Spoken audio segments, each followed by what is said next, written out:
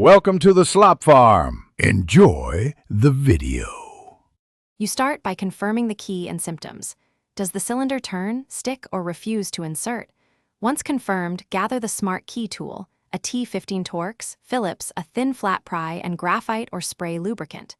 Make sure the door is secured open, then remove the interior knob screws and the faceplate. Do this slowly so springs don't fly.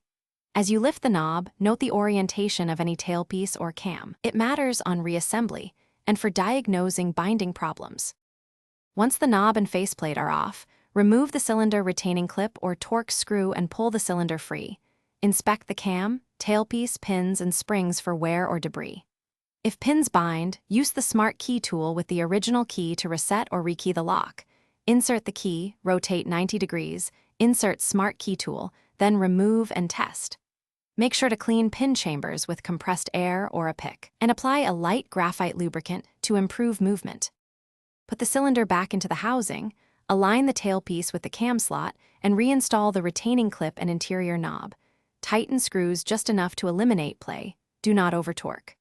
Once done, test the lock through at least 10 open/close cycles with both the original and any new keys to verify smooth operation.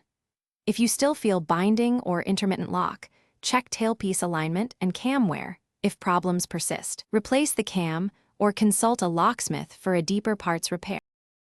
Thanks for watching. Consider subscribing if we helped you today.